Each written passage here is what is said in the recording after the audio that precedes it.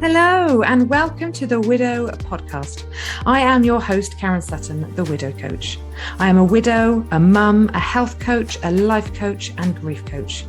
I want to help you see that you really can create something truly meaningful after loss. You have everything you need within you, and I want to help you find it so you can see how capable and amazing you really are, helping you find a more positive way through your grief.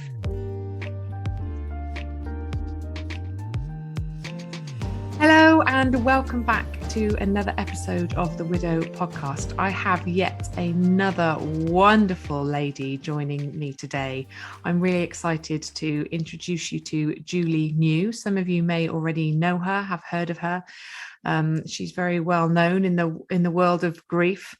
And has written a lovely book and does an awful lot to support people going through loss and change. Julie is a former nurse and midwife, like myself, bless her, a personal recovery coach, author, and wellbeing speaker. And she has come to join us today to tell us a little bit more about her own journey through loss and widowhood and what she does now to support others through their challenges in life. So Julie, hello. Thank you so much for coming along and joining me today. Hello, Karen, a fellow sunflower. I know, we love our sunflowers, don't we? Yeah, we do. We do. Yeah, I don't know if you can see mine behind me. It's a love. I remember spotting it the first time we spoke, I think. And I was like, I need one of those. It's beautiful. So I always like to start really, Julie, with you sharing your story. And I know it's a long one. But how long have we got? I'm sure you're used to kind of sharing it with people, but yeah, I mean, that's a great place to start. Really, is your story. Wow. Oh my goodness. Well, where do I start? And it's actually interesting because I don't talk about my story as much anymore. I think. No. So yeah, I think talking about my story today with you, it's going to be interesting for me as well, actually. So yeah, I mean, I may as well just start. I met my girl's dad when I was doing my nurse training, so a very, very long time ago. Where was that? Very long time ago. Where did you do your training, Julie? So I did my training in Cambridge at a hospital called Adam Brooks. Mm-hmm. Yeah. And yeah, it was kind of quite a well-known teaching hospital at the time.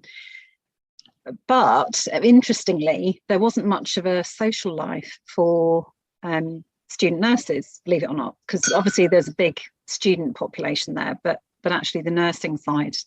So anyway, I decided I was going to try young farmers in the local vicinity, and I just met Richard there, and we really hit it off. And he'd just finished his kind of course. I think it's called an HND in agriculture, which was in Bedfordshire. Yeah, and yeah, we just hit it off, and but he didn't actually stay in farming. He went into the police, and I think that was the beginning of us beginning to drift apart. I won't go into the ins and outs of it all, but we were together 17 years in the end. We had 2 beautiful girls, and but in the end, it was right for me to leave that marriage. And the best day of my life was the day I actually left him. Wow.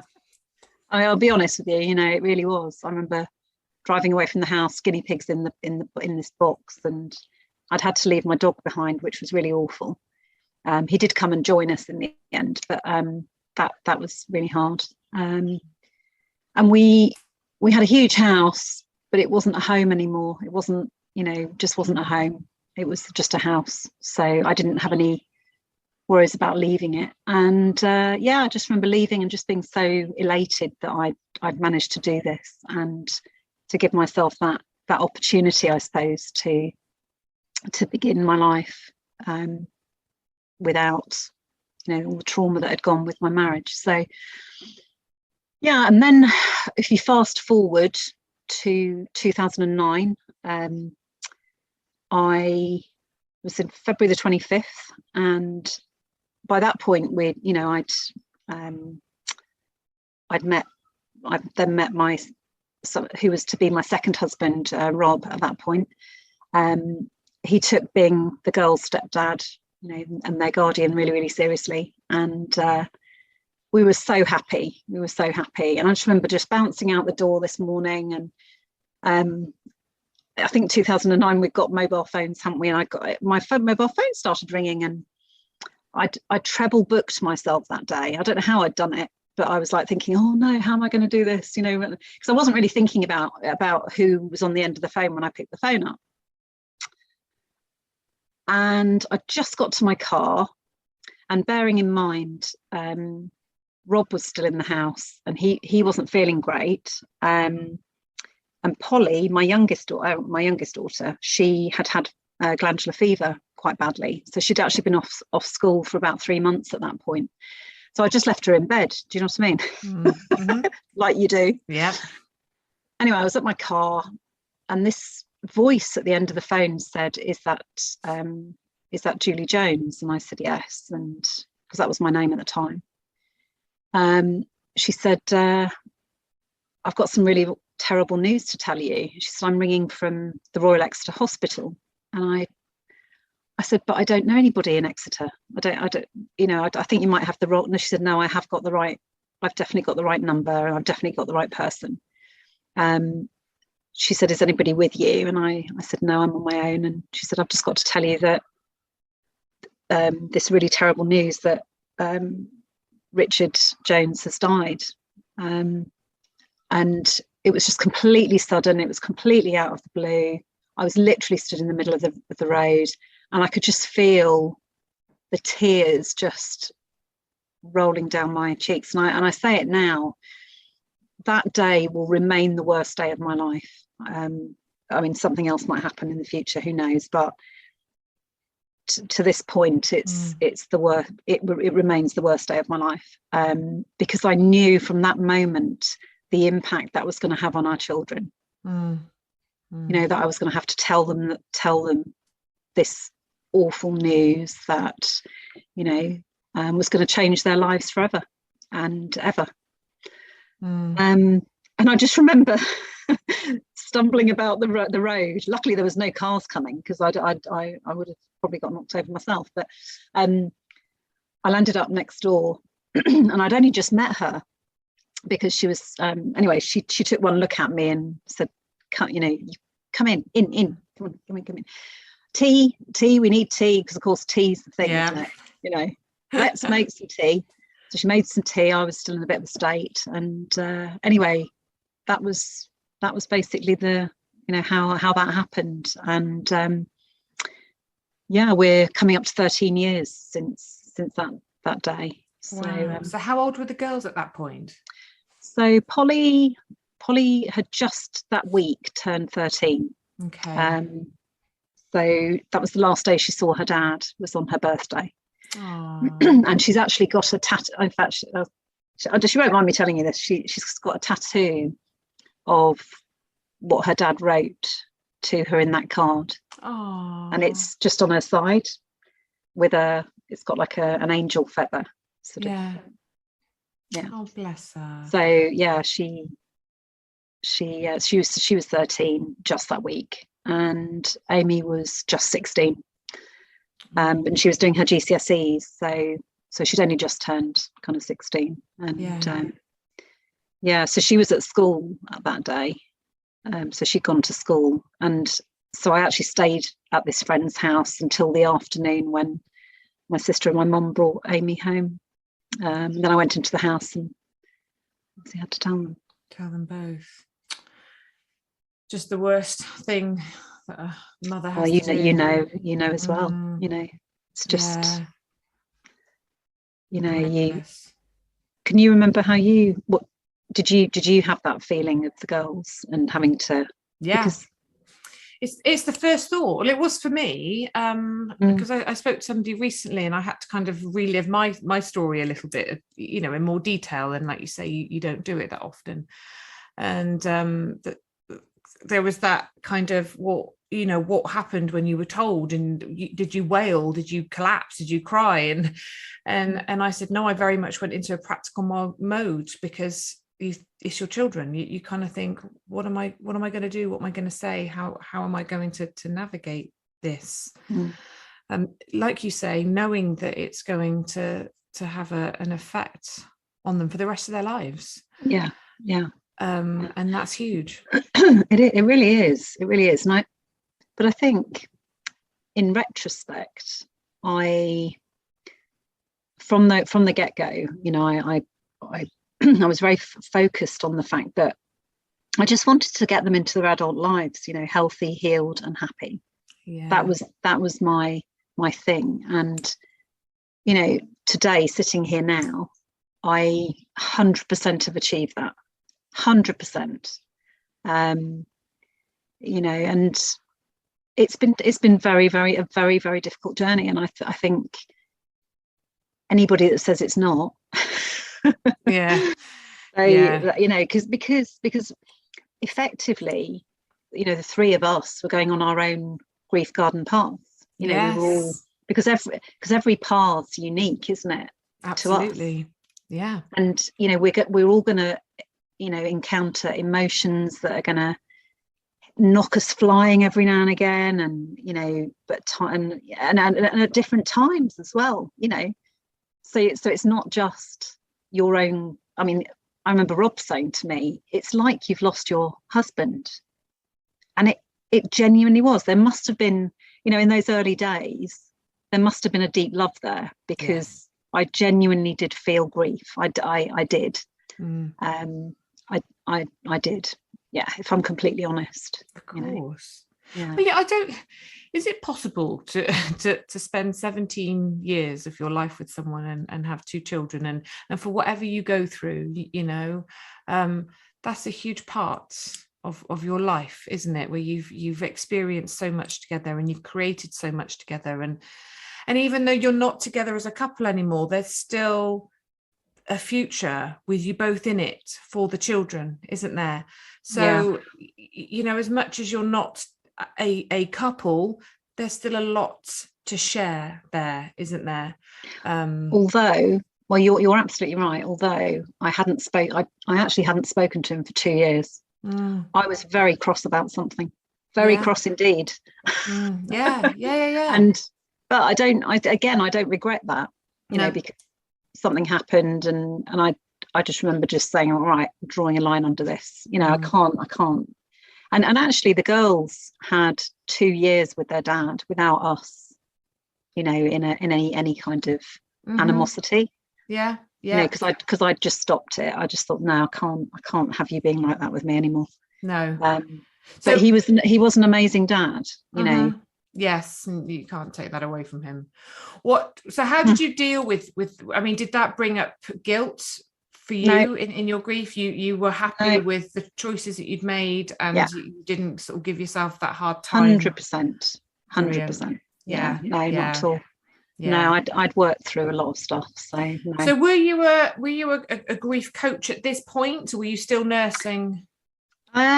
Yes, well, no, I wasn't a grief coach. I'm not a grief coach, actually. I help people after difficult and sometimes traumatic life change. So yes, but I help them when they are ready.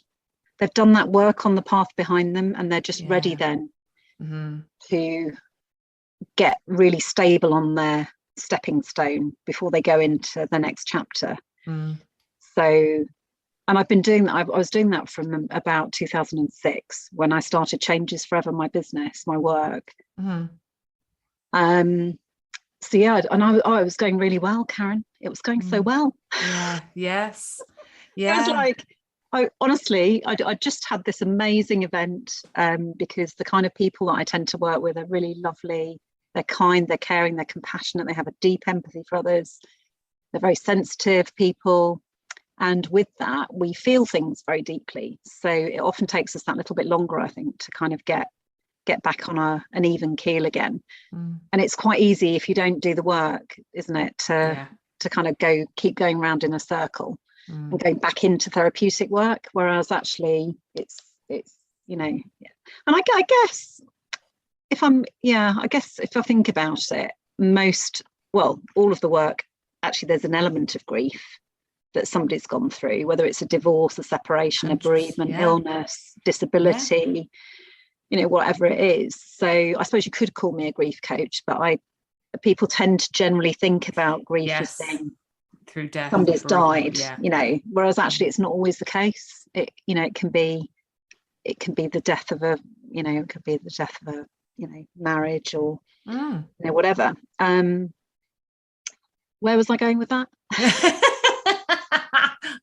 I love it. You're just like me. You're kind of like, what was I? Where was I here taking this? What was I actually saying then? I was saying that did obviously you weren't a grief coach, but did your work in that area, did that help you through the loss at that time? No, I don't think it did, because I had to, in what respect do you mean? Just, I guess, carrying on working, or having the tools, I suppose, to support yourself. Oh yes, through it. Oh no, 100%. Yeah, 100%. And I've always been a great believer that if you finding the right support is really important. So I think at the time I found this. I'd had some counselling with this amazing counsellor called Linda Danvers, who I don't know how many people I've recommended to Linda over the years, but anyway, she's just a marvel. And I think I rang her, and I think I went and had a couple of hours with her, and that sort of thing. And I think as well, had I at that point? Yeah, I had. I'd started thinking about life as being a bit like a garden, and so I'd started to think about, actually we have needs, don't we? What do I need at this point? And I did give myself, even asking yourself that question, I think is quite powerful, isn't it? Because I think it's not a question we ask ourselves enough. So I think that just shows that there was something within you that wanted to nurture yourself through it by sort of exploring what you needed. I think with Richard's death, I think maybe less so, because I felt very responsible for the girls, and his parents, actually they didn't cope very well.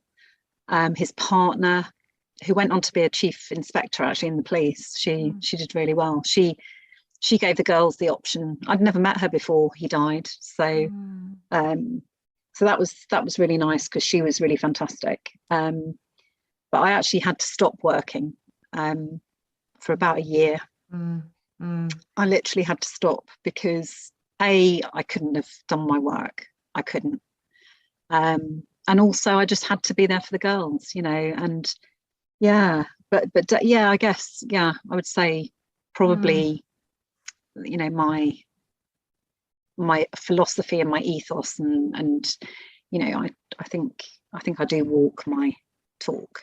Yes. And do you think that was reflected within the girls, and how they then sort of navigated their grief for their dad? Do you think they sort of learned and drew from your strength, your wisdom?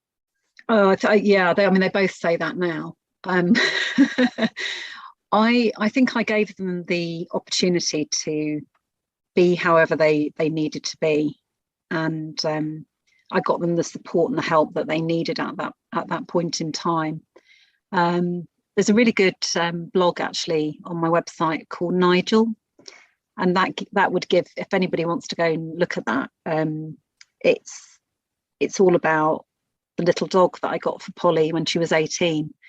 And really up until that point, she was, what the words I can use, she was so angry for so long. As we know, anger can be an emotion that comes up, and it can come out of the blue, it can come out of nowhere. And I had things lobbed at me on a regular basis. I had, all sorts. She was, and I suppose, yes, I did. And I did pull on my own analogy in that I put this garden fence around her, and I slowly saw that little girl come back. But if I look at you hear about stabbings and all sorts of things in, across the world, and I just think usually there's some kind of root cause to violence and in young adults, and I think it's often the root is something bad that's happened to them. And I think that's the only reason that Polly didn't land up in big trouble. I mean, I remember one of Richard's colleagues turning up on the doorstep in, police, and it's like, I won't tell you what I said, but it's like, really, really, this is really bad. So very, very distracted for a long time with her. Amy, not so much. Amy's, I would say, is probably more like me. She's more easygoing. She's more laid back. She's more open about her emotions. Okay. I think it's often the people who are not open about that. They feel expressing their emotions difficult. Yeah. They're the ones that we have to watch, and they're the ones that often need a little bit more support. But often don't get it, because they push it away, and they just bury their heads, and but now you should see her now. My goodness me, she's just she's an auntie now as well. And, that's lovely. Yeah, she loves her being an auntie. Oh, bless you. Yeah. and she's still got Nigel. Yeah, we've still got Nigel. Yeah. And she didn't. Have you got Nigel? We've got Nigel. Got Nigel, of course. Yeah.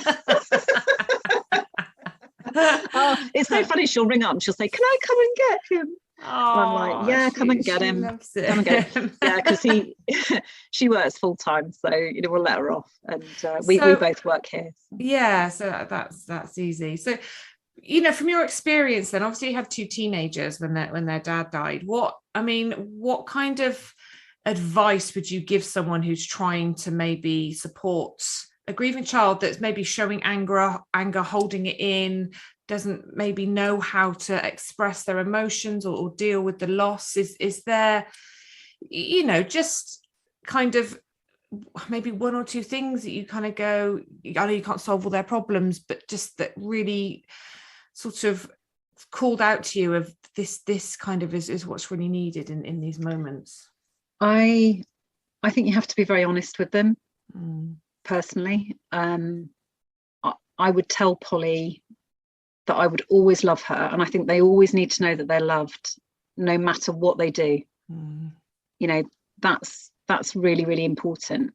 But I used to say to her sometimes, I absolutely love you, but I don't like you right now.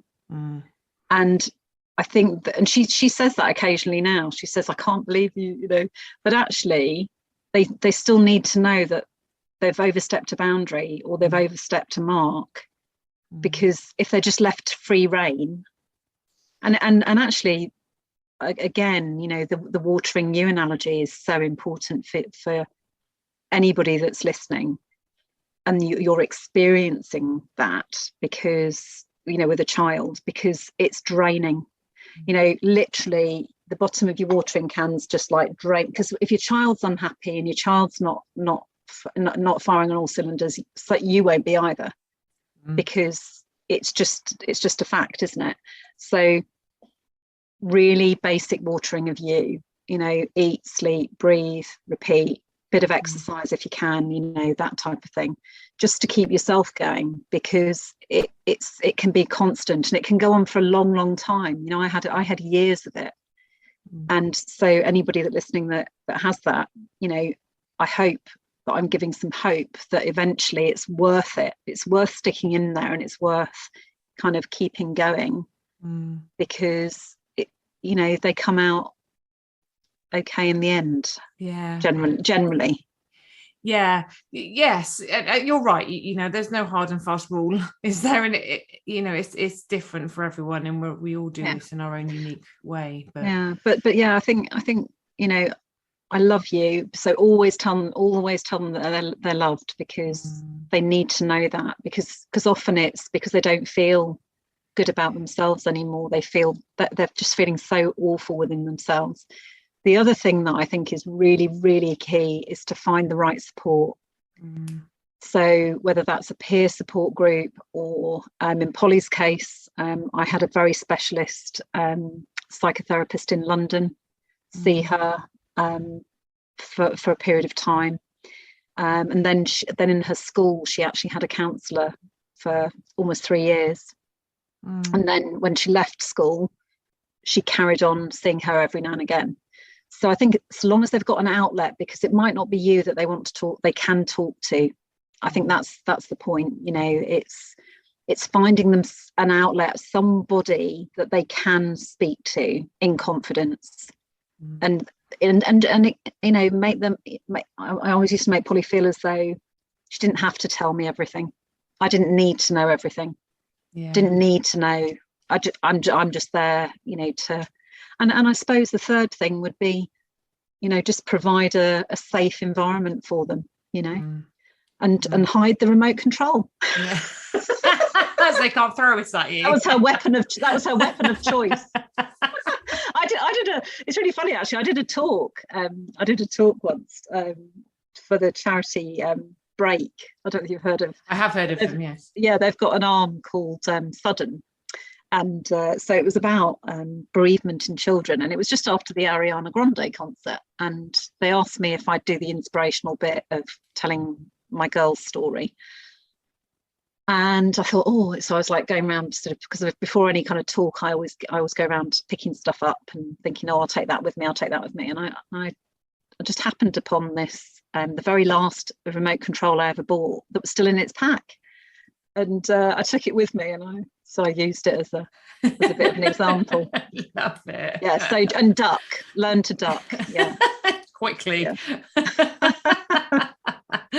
It's hard, isn't it? But it sounds like you've given them the love and the support they needed. And I think, I would agree with what you're saying. I think children need to feel safe and loved. And it's reminding them of that, isn't it? That even when they're being horrible. Yeah, that's it. Exactly. Oh, I've just had a memory. Oh, Polly, I'm just trying to. Oh, that's right. Because of course I told you, didn't I? She'd been quite poorly with glandular fever, which then went into ME, and then she also. Both of my girls actually now have been diagnosed with the same heart condition as their dad. Wow. So she'd had quite a lot going on, but she decided she was going to take herself off to Juicy Oasis in Portugal, and she's been 5 times now to this place. And Neil and I, must be about, I don't know, 4 or 5 years ago. She'd gone off to Juicy, as she calls it, and we needed to do something with her bedroom. We were going to redecorate it for her while she was away, and we were going to put nice new bedding on and, do different things. And do you know what we found under her bed? Her dad's washing powder. Oh, really? Yeah. Oh, yeah. Bless her. So what was she using it for the scent? Don't know. Probably, yeah. Although there was no scent left, I don't think, at that point. But so we actually put. Then there was a couple of other bits as well, and we just landed up. We put them somewhere safe for her, and then there was a poem that she'd copied out, and so we've had that framed for her, and we had pictures of her dad framed, and so it was more for her something that she could just feel comfortable with and happy with. So yeah. Oh, yeah, but yeah, it just came into my head. And the other thing that we got, and again, another top, not top tip, but we're all so different. And Amy never wanted any jewelry, but Polly did. And for her 21st birthday, so for her 18th, I got her Nigel. And then for her 21st, I got her this beautiful ashes into glass, pendant, which was set in white gold. And it was, I always know if she's feeling a little bit dodgy because she wears it. And in fact, as her sister was coming up to having her baby, she was wearing it a lot. Oh, bless her. And I just knew that it was bringing her some comfort. Yeah. And it's funny, isn't it? We all need something, I think, don't we, that does that for us. And again, it's different for us all, but having ashes turned into something that they can have on them can bring a lot of comfort, can't it? And that connection, I suppose, feeling that they've got them with them. So you kind of touched on the fact that you'd met Rob. So obviously this had happened with Richard. You'd taken some time off work and you were now with Rob. So tell us about Rob.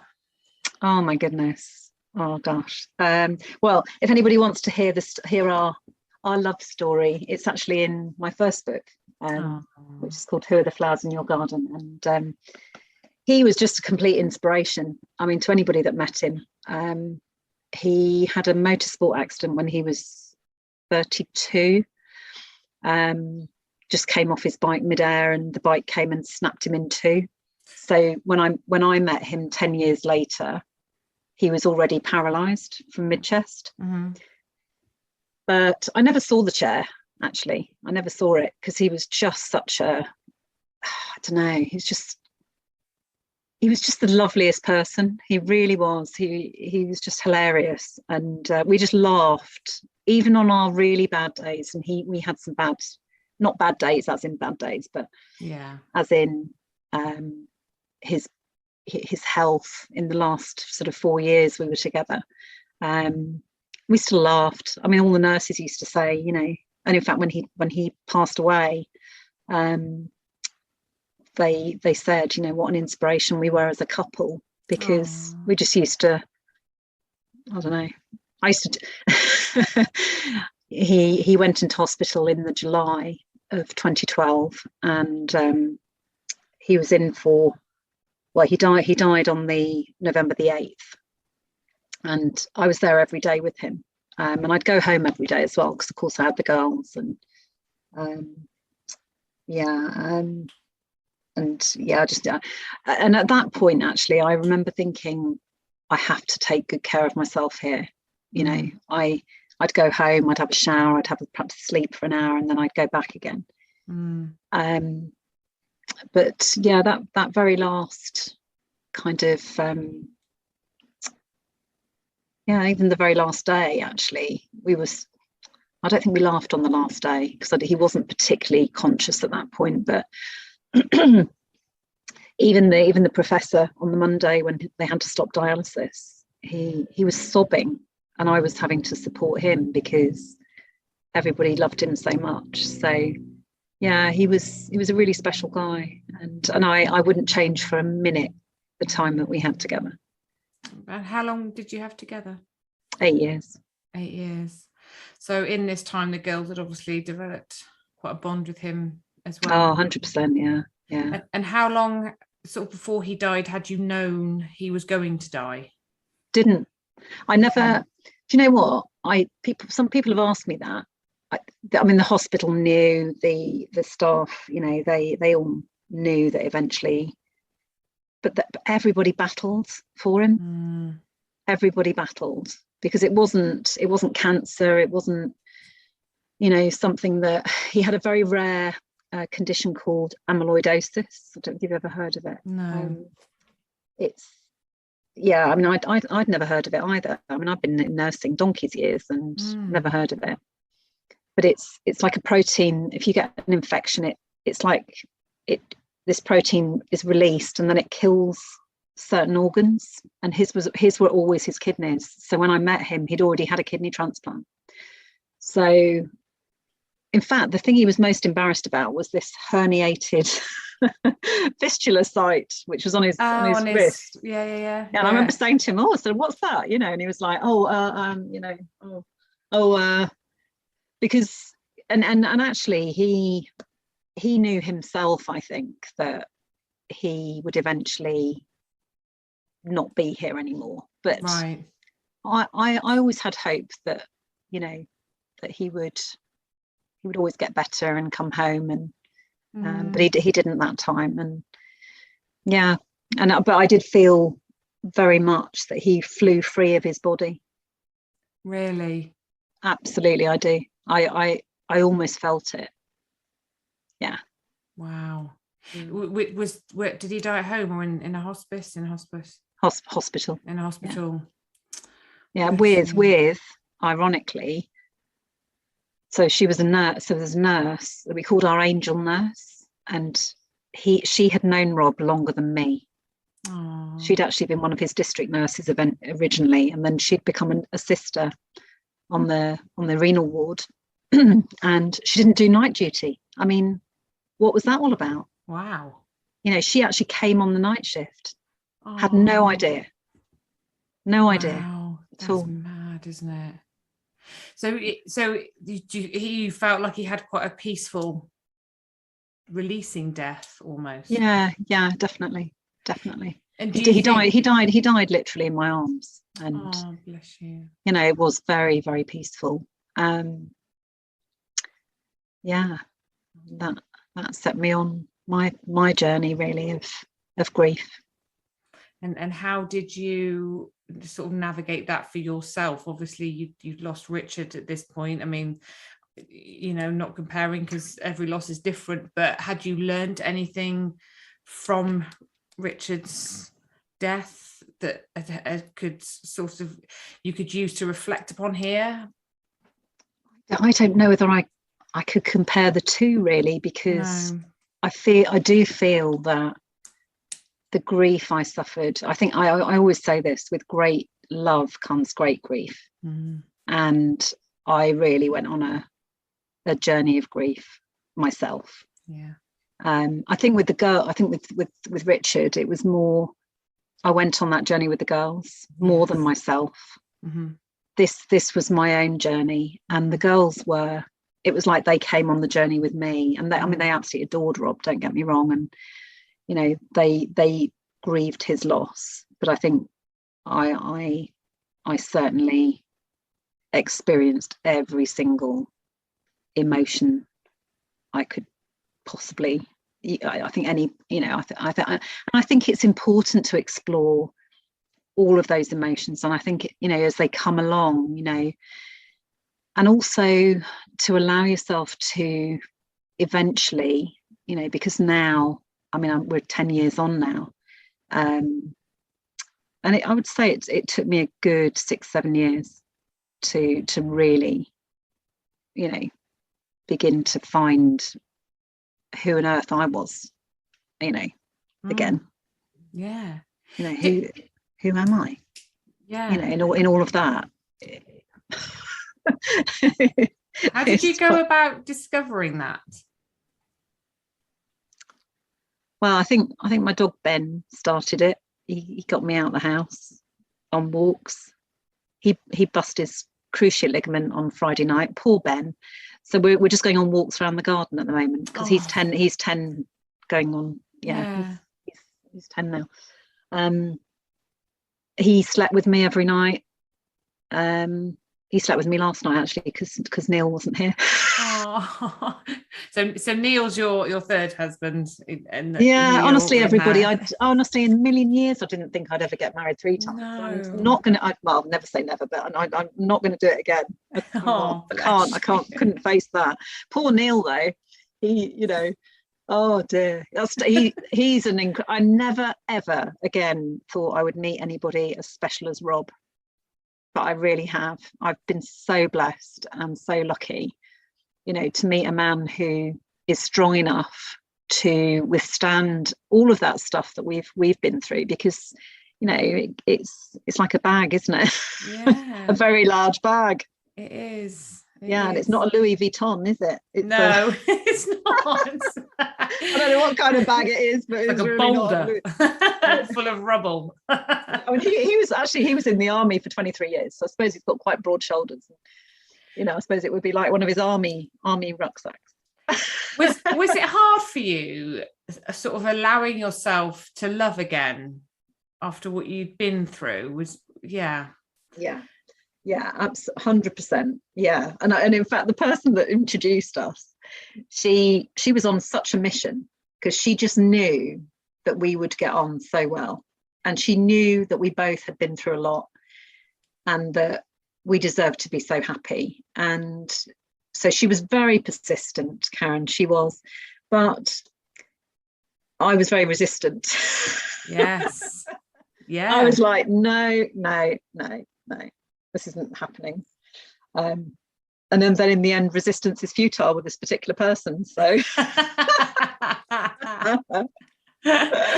it's quite funny, really. But yeah, I know, I would say I think it's very easy to miss probably meeting somebody else or allowing yourself to love again, because it's you know, when you've had that great love before, it can be a risk, can't it, in some respects, you know, but actually I'm really glad I took the you know, I did it, because I'm you know, I feel very, I just do, I feel very, very lucky. And yeah, you just got to be brave, haven't you? I think so, and I think it's a journey in its own right, isn't it? Finding love again, it's not a cure-all or a solution to your heartache or your problems. No. It doesn't take everything away, and I do think it takes somebody very, very special. I really do, to open their heart to you and allow you to bring that bag with you, because you're not leaving it behind, are you? You know, that this has shaped who you are. These people are part of your journey, that there's still a relationship, there's still a connection there, that you know, it's not something you want to walk away from, it's something you want to carry forwards with you. And I think finding someone that respects that and honors that, it does take somebody very, very special with a huge heart, I think, to you know, for them. I don't think as much as I think it's difficult for us to navigate a new relationship, I think it's difficult for somebody, you know, wanting to create a relationship with us. I think it's hard for them, knowing where they fit in, how to well, you can imagine Neil at the moment, because he's become a granddad effectively. Yes. It's unlikely that he will be a granddad to, you know, his son. You know, if he has children, obviously that would be different, but it's unlikely.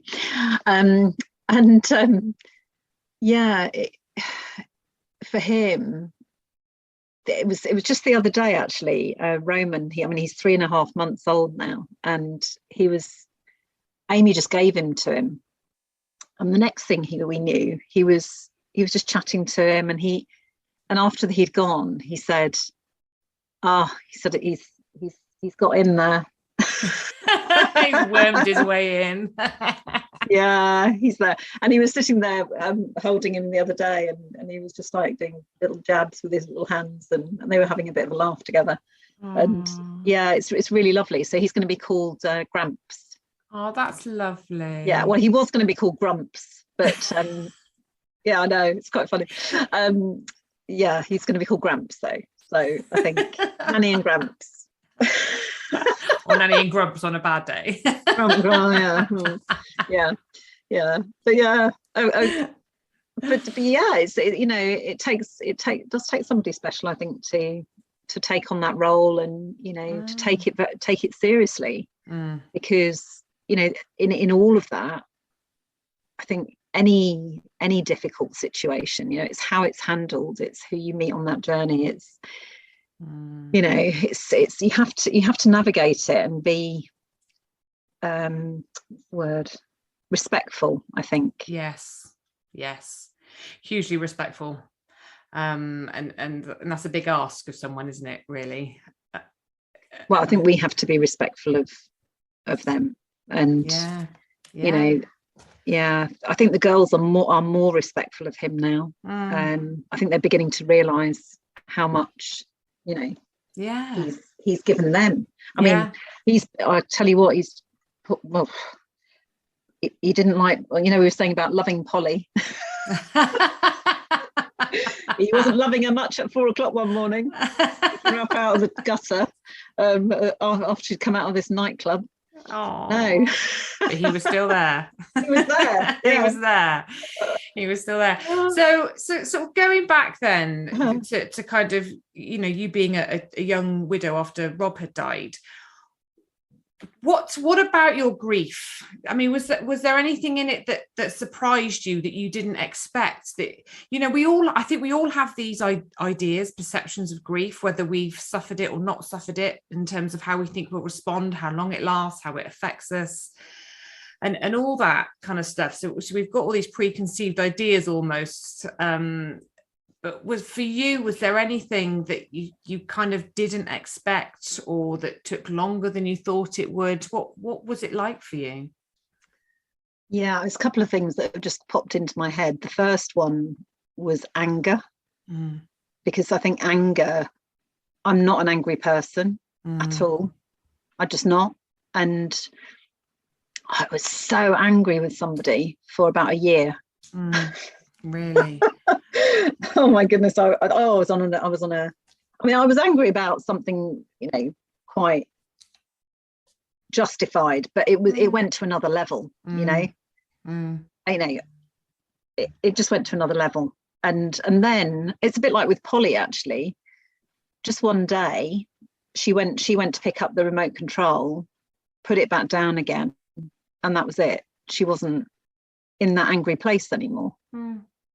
I had a client actually whose daughter was exactly the same very recently, and she did the same thing. She didn't use remote control. I think it was something else, but but I think I was the same as well. I just one day suddenly it was like the mist cleared, and I didn't have that awful inside me anymore.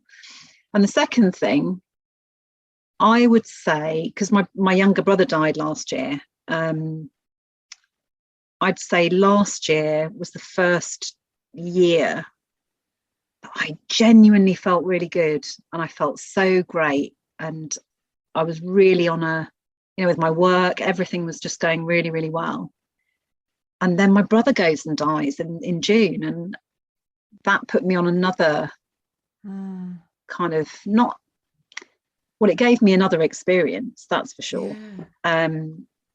Because actually I've now learned that you can lose somebody and it can be a relief. But I had a lot to do with sorting, because I was his acting next of kin, and I had to sort a lot of his menagerie of birds out. Karen, I did. Wow. Yeah. They're all up the road, actually. They're all up here. And actually, what's really lovely, he had some lovebirds. That was just 2 of them, Rio and Kia. And they eventually, my mum and dad decided they couldn't keep them. And so they went to the aviary nearby where we live here. And they'd laid hundreds of eggs over years. They've now, but none of them had ever hatched. I went down there the other day and they said to me, Julie, you're a nanny again. I was like, what are you talking about? And they said, they've actually hatched 4 eggs. So there's like this, I don't know, there's just so many lovebirds in there now. And his quail are in there, and they've got his silky chickens in another area. And oh my goodness, yeah. So yeah, I feel as though I'm really back as me again now, and that feels really, really good, because I haven't felt like that for a very, very long time. I've been able to work for the last 3 years, and of course I wrote my second book, and but I'd say now I do feel as though things are you know. So what kind of kept you going in that time where obviously, you know, you'd lost your husband and you were trying to navigate that, start a new relationship, you know, and not really knowing who you were maybe a little bit at times. What was the driving force for you to kind of want to find happiness again and create something, even though it was taking so long? You know, because I'm sure with you and with me, I speak to many clients, and it's the length of time it takes in grief, isn't it? You know, and because it changes so much, it affects every corner of our universe, and we're different, our lives are different, and sometimes it can feel so overwhelming. We don't know where to start, and is it ever going to feel good, nice again? Like, you know who you are, and like you can say, do you know what, it's okay again. It's a different okay, but it's okay. For you, what kept you going in that to want to get to this point where it does kind of feel okay? It's a really good question. I think it is literally just putting one foot in front of the other. I think and then realizing that sometimes you're going to go backwards, and that, you know, but eventually the sun will shine again. And it's allowing yourself to recognize the little glints of sunshine coming through, isn't it? And then, you know, that gets brighter. And then all of a sudden you're, you know, like, okay, it's really strange that I've come out here actually to Hope HQ to do this, because I was going to stay inside because of the dog, but then I thought actually the dog's, you know, anyway, I just thought, no, I'm going to come out here. You know, I look out here at, you know, I'm going to look now. You know, what more could I want, really? You know, what more could I want? And got the girls nearby, you know, they're happy, you know. But it has taken a long period of time. But I think it's just about allowing yourself to go on that journey. You can't go under it, you can't go around it, you can't go over it. In the end, you have to go through it. You can't avoid it. Yes. And the more you try and avoid it, the longer it takes. Yes. And, you know, and you have got to find the right person to help you on that journey. If that's what it, you know, takes. It, you know, it's friends, it's all sorts of things. You know, it's learning about, you know, what you need. And I suppose that's what I've done all the way through, you know, and, you know, that's why I'm able to kind of do what I do now, and you know, support others. It's in terms of your experiences with loss. I mean, I always think that they teach us a lot about many things. For you, what would you say your biggest sort of learnings have been through your experiences of loss? How strong we are as human beings, I think. You know, but we are human. We are only human after all, aren't we? We are. You know, and we do all have needs, and physical, mental, emotional, spiritual, if you want to go down that road. I do. I think my faith actually, I think, has helped me, you know, a lot on that journey. But I think if you can learn, and I think learning what you need and giving yourself those things, it helps on that journey. Yes. And I love that, Julie, because I think you're so right. You know, I often say to people, you've almost got to unlearn everything that you knew up to that point and relearn a different way, because I think you experience the world in a very different way afterwards, and it's discovering what that way is for you. You know, what works, what feels good, what brings you some comfort, some joy, some hope, and kind of, you know, you've got to try different things, haven't you, to find that. And it's not always easy. The answers don't come quickly, But like you say, small steps taken sort of consistently over time lead to great big leaps, don't they? And we can find new ways of being and creating something meaningful. But you've got to kind of keep going. And also allowing yourself to stop every now and again to enjoy the view. Yes. You know? Do you know, I don't think I've ever had... That's what I've done just now, yes. To be honest. I'm just looking. And I just stop, take a breath, you know, and because sometimes the road does seem long, doesn't it? You look ahead and the road just seems so long and overwhelming and bumpy and treacherous and stormy, and you know, and it's like in those moments when you think you can't go on, I always kind of say, just stop, just breathe, and just take a look at where you are and recognize that, appreciate that, you know, however hard it is, and then start again when you can. It's a balance, isn't it? I think of both. So obviously all of this now, you've sort of touched on your books a little bit, Julie, and the fact that, you know, what you do. What I mean, how can people find you? How do you support people? How can they get your books? What are your books? What do they offer? I mean, I've heard great things about them, read some lovely reviews, so that people can find them for themselves. Yeah, so the best thing to do is to go to my website, to be honest, which is julienew.co.uk, and now there is a shop on there. So you can go to the shop and you can buy the books there. They come gift wrapped, which I just think it's really important that they arrive nicely. So anyway, yes, the stuff's gift wrapped, and the comfort boxes that we're creating they include a copy of my book. They've got a plaque which usually has a message in. We can personalize those, so that's really nice.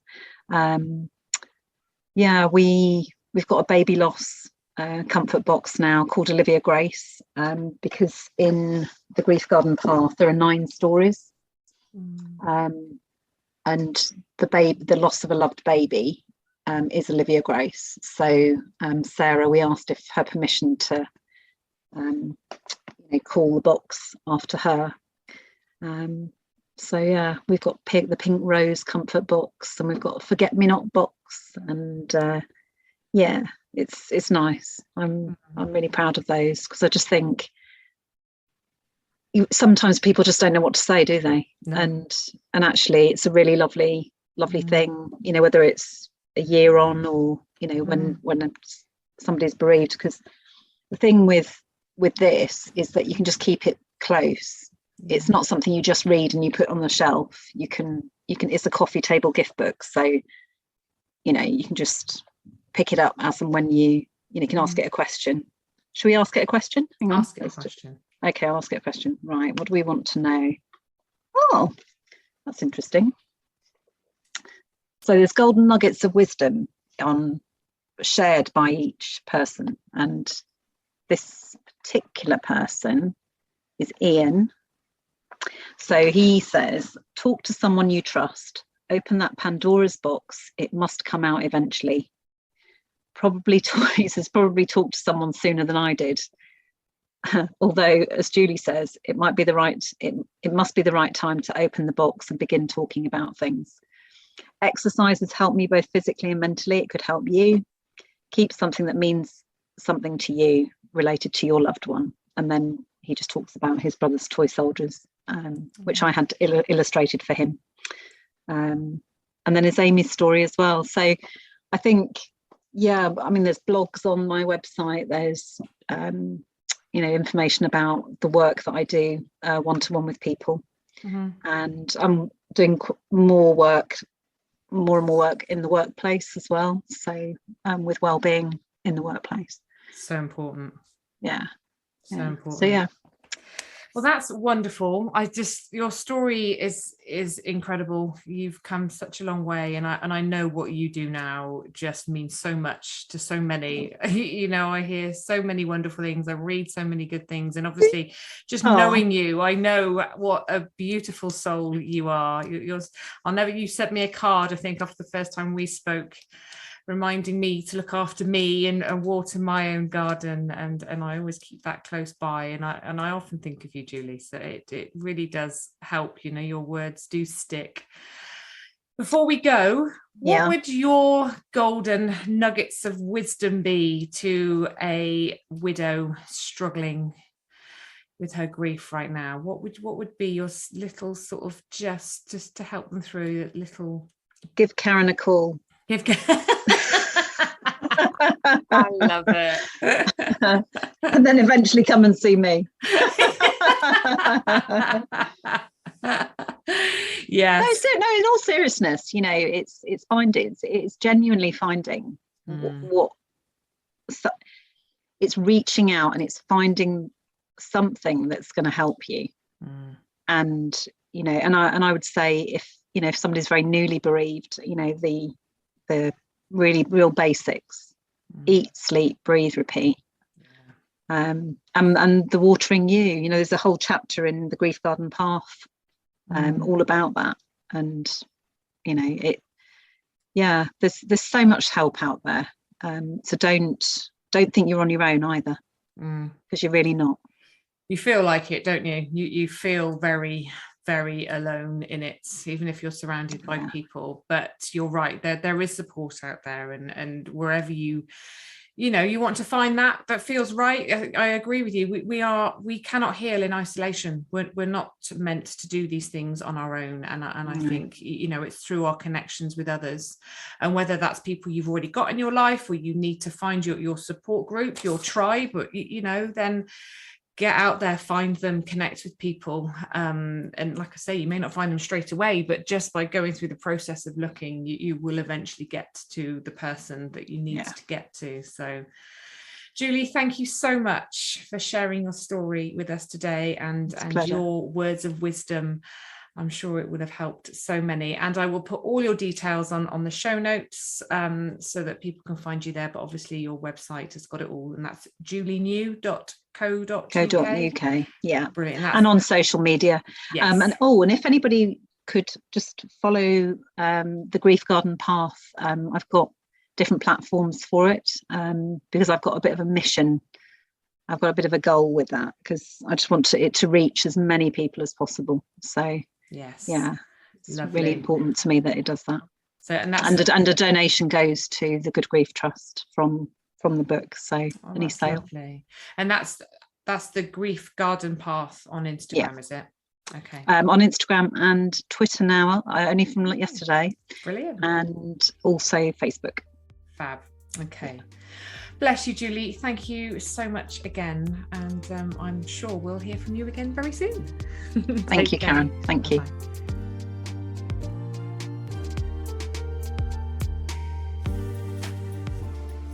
Thank you so much for listening today on the Widow podcast.